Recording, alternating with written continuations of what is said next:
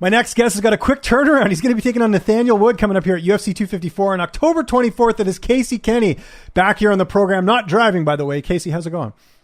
Hey, man, how's it going? Doing good. Just kind of jumping into a little bit of a training camp and, doing what I can with the time I have. But obviously, I'm ready to go 15 minutes. Yeah, we'll talk about the matchup in a second. It's a great fight, but we got to talk about your win at UFC Fight Island 4. What a performance that was. Just a dominant win that you had there. I got asked, were you expecting to dominate the fight like that the way you did? Because that was like a one-sided beatdown. Thought he was going to go down. However, he was tough, and I kept bringing it. But, the game plan was simple, and it was effective, so I didn't really steer too far away from the game plan.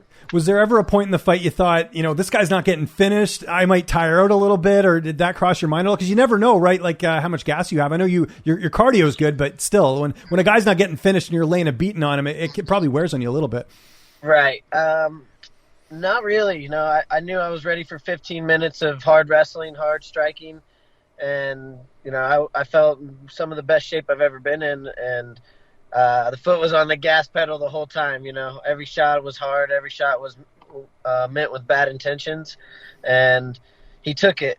So there wasn't much I could do about that, other than just keep going and maybe mix it up a little bit. But what I was doing was working. How was the post-fight celebration with your teammate Kyler Phillips also getting the win? That must have been a pretty special night for you guys. Yeah, exactly. We came to do exactly what we planned to do, which was, go put on dominating performances. And, we both did that. And it was cool to, sit at the pool with him for a few hours before we had to head back. And, it's nice to get a win, but it's nice to do the whole camp with somebody that long. And then, both of you guys get the win as well. Now, how quickly did this fight with Nathaniel Wood come together? Because I know there was like a report on the broadcast. I think it was Karen Bryan who had broke the story. But when did you actually even know about this fight? Because I want to go through the details of this because it's kind of crazy. Yeah, I knew before I left the island. So our flight was about 8 hours after we fought.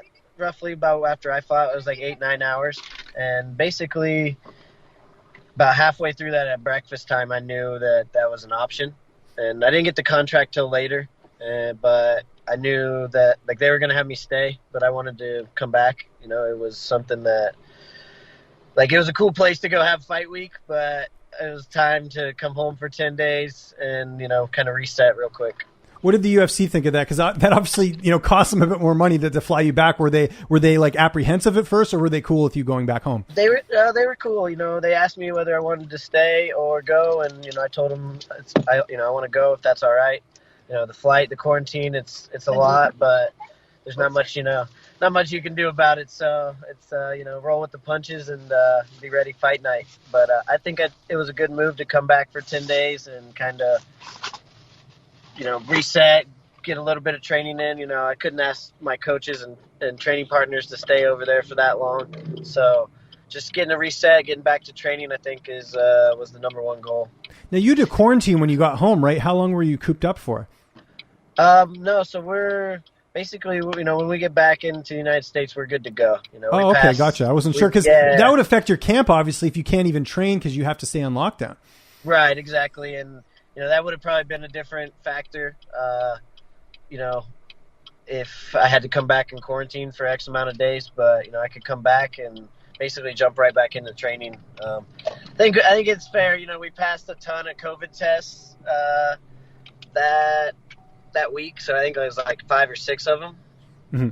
So, I'm COVID-free, and it was nice to just get back right into training. Now, if I'm not mistaken, this is the first time you fought in the same month. I think since your amateur days, I think you fought like a couple times in 2014, right? Yeah, actually, I made my debut back-to-back weekends. Oh, that's right. I fought Cachero at LFA, and then I fought Borg in Pennsylvania. That's right. Okay, yeah, I couldn't remember off the top of my head. So, I mean, this is something you're used to. For some fighters, it's like it's like, man, did I get a breather in here? But you told me even before this fight you wanted to get back in there pretty soon. Yeah, anytime you can do 2 fights with one camp, pretty much, you got to jump on that. So, like I said, I'm used to this. I fought back-to-back weekends. I fought in the same month back in my amateur days, like you said. I've been asking to fight, back a quicker turnaround, and it just hasn't worked out, which is just fine with me. Getting my opportunity here soon. Nathaniel Wood, a fellow prospect, a guy that's had a lot of hype. Obviously, that got a little bit derailed when he fought John Dodson. How do you feel like you match up against him here? I think it's a great matchup. He's solid everywhere, but so am I. I think, my last performance was good, but I showed, a very small amount of my game, and I think everybody's going to get to see, the full game. You guys are different fighters, but how much did you take away from that win that Dodson had over him? Because that's his only loss in the octagon. Yeah, little shots that Dodson hit him with, I think are going to be there for me as well. We have similar kind of striking style. I think where my grappling and my overall MMA game comes in hand is going to be, where I take over.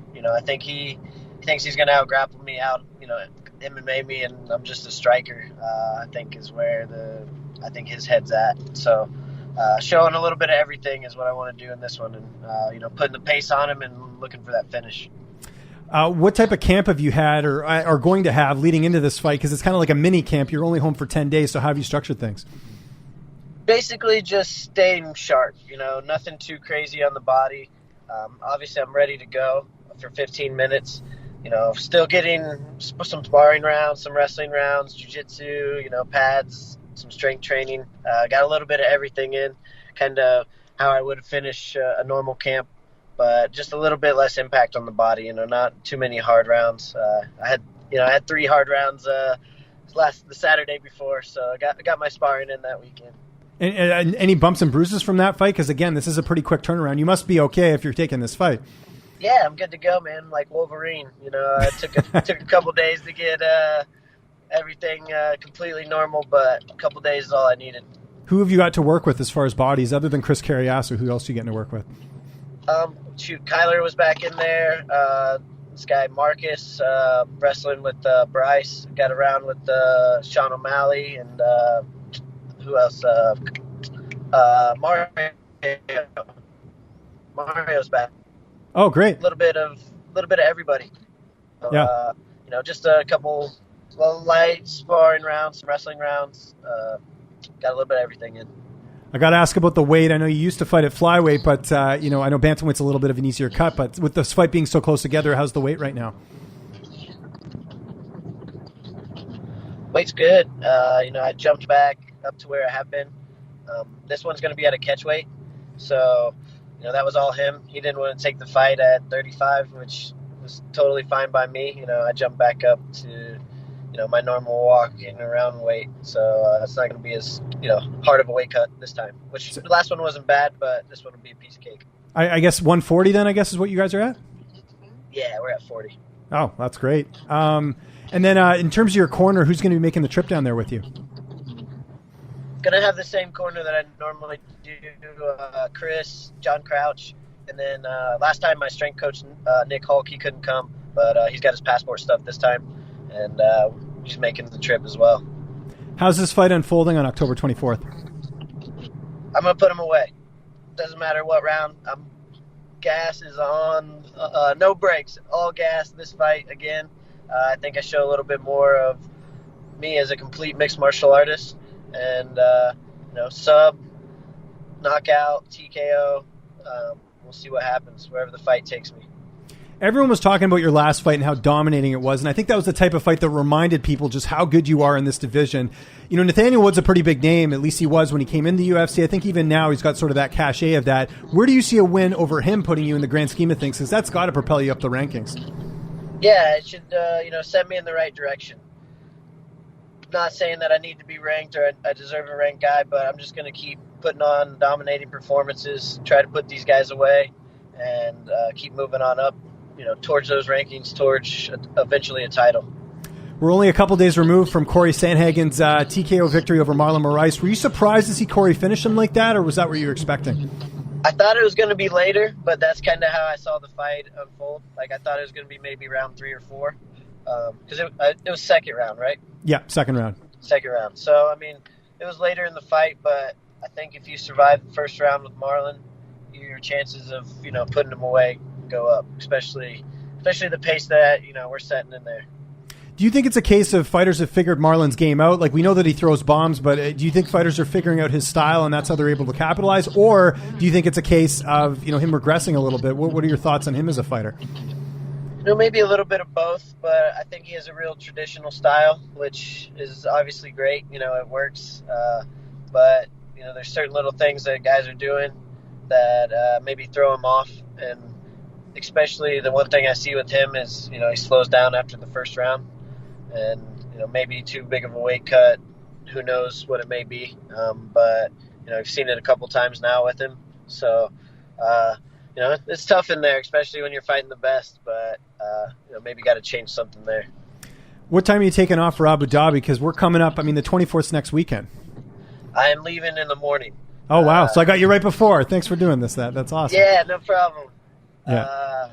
Not a problem at all, but I'm headed actually to go train at the lab, wrestle today, and then like I said, back up, and we'll leave from Phoenix tomorrow morning. Well, say hi to Crouch for me, and Casey, really appreciate the time, man. It's always a pleasure. UFC 254, October 24th. Anyone you want to thank, any sponsors, any social media, the floor is yours.